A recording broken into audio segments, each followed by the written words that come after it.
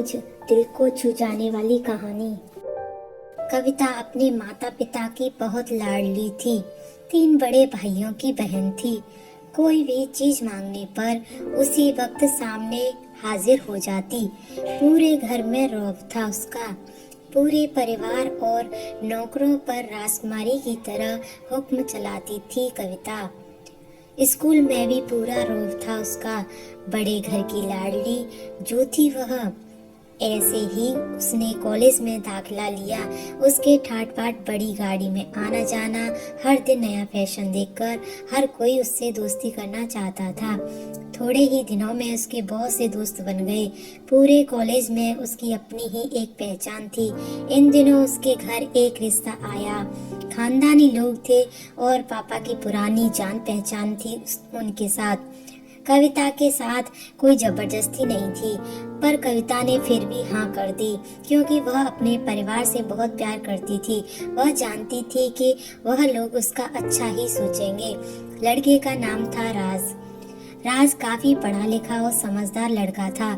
ससुराल वाले भी बहुत अच्छे थे। ससुराल में कविता की जगह वैसी ही थी जैसे कि मायके में। कोई भी कार्य कविता की सलाह के बिना नहीं होता था। सबकी लाडली बहू बन गई थी वह। फिर उसके घर एक बेटे का जन्म हुआ। राहुल कविता को जान से प्यारा था। पोता पाकर ससुराल वाले तो फूले नहीं समाते थे। कविता कभी कभी सोचती कि उसकी किस्मत कितनी अच्छी है। उसका हर अपना उसे कितना प्यार करता है। चाहे जीवन में कैसा भी समय आए, मेरे अपने हमेशा मेरे साथ हैं। मैं कभी अकेली नहीं हो सकती। कितनी खुशकिस्मत हूँ मैं। पर शायद कविता की खुशियों को उसकी अपनी ही नजर लग गई थी। एक दिन वह मायके जाने की जिद कर बैठी। राज को बहुत काम था, लेकिन वह फिर भी उसे ले गया। रास्ते में उनकी गाड़ी अन्य गाड़ी से टकरा गई। कविता, राज और राहुल बहुत बुरी तरह से जख्मी हो गए। काफी दिनों के इलाज के बाद राज और राहुल तो ठीक हो गए, लेकिन कविता पूरी तरह ठीक ना हो सकी। सिर पर चोट लगने के कारण वह अपनी आंखों की रोशनी खो बैठी। अब कविता की किस्मत जैसे उल्टे पांव चलने लगी। मायके वाले कुछ दिनों तक उसे मिलने आते रहे, फिर कभी फोन ही करके पूछ लेते कि अब कैसी हो। धीरे धीरे ये सिलसिला भी कम हो गया। ससुराल वालों की सहानुभूति भी कम होने लगी। घर में किसी को पास बैठने के लिए कहती तो जवाब मिलता, बहुत काम है, अब तुम भी हाथ नहीं बटा सकती। राज भी चिड़चिड़ा हो गया था। बस राहुल ही था उसके साथ, जिसके साथ हंसते खेलते उसका वक्त गुजरता। एक दिन कविता के हाथ से कुछ सामान गिर गया, जिसकी वजह से राहुल को हल्की सी चोट लग गई। कविता के सास ससुर ने राहुल को उससे अलग कर दिया कि कहीं उसके ना देखने की वजह से बच्चे का कोई नुकसान ना हो जाए। कविता अंदर से टूट चुकी थी। एक दिन उसने सबके सामने मायके जाने की इच्छा रखी तो राज तुरंत मायके छोड़ आया, जैसे कि वह भी यही चाहता था। लेकिन राहुल को उसके साथ नहीं भेजा गया।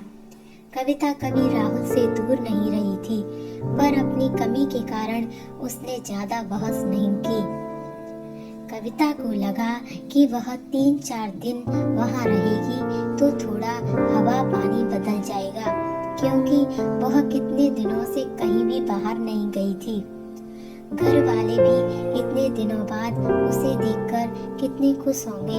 कविता के घर पहुँचने पर सब लोग बहुत खुश हुए। खाने में सब कुछ कविता की पसंद का ही बना था। उसने अपने मम्मी पापा और भाई भाभीियों से दिल खोलकर बातें की। उनके छोटे छोटे बच्चे भी बुआ के साथ घुल मिल गए।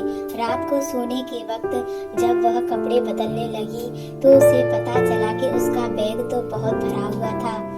वह सब समझ गई। वह बहुत उदास हो गई। कुछ दिनों तक तो सब कुछ ठीक रहा, फिर जैसे सब बदलने लगा, सबका व्यवहार बदल रहा था। वह लोग जैसे थक चुके थे उससे। सब लोग घुमा फिरा कर पूछने लगे कि राज कब आ रहा है उसे लेने। वह बहाना बना देती, जबकि वह जानती थी कि उस घर में अब उसके लिए कोई जगह नहीं है। कविता से चलते वक्त कुछ न कुछ नुकसान हो जाता, थोड़ी बहुत टोका टाकी उसे सुनाई देती, वह टाल देती। एक दिन उसके हाथ से लगकर एक कीमती फूलदान टूट गया। छोटी भाभी ने बहुत हंगामा मचाया।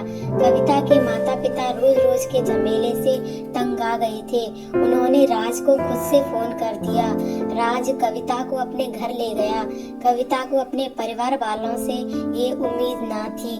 जिस कविता के कहे बिना घर में एक पत्ता भी नहीं हिलता था, उस घर के लिए वह अब बोझ बन चुकी थी।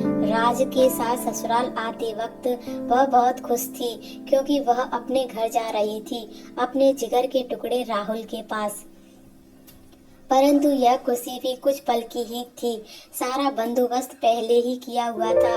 कविता को सीधे ऊपर वाले कमरे में पहुंचा दिया गया। राहुल से दूर रहने की सख्त चेतावनी दी गई। एक काम वाली लता को उसकी जिम्मेदारी सौंपी गई, जो उसके खाने पहनने जैसी जरूरतों का ध्यान रखती। कविता ज्यादातर चुप ही रहती। कभी कभी काम वाली लता से थोड़ा बतिया लेती। उसके जरिए राहुल का पता चल जाता।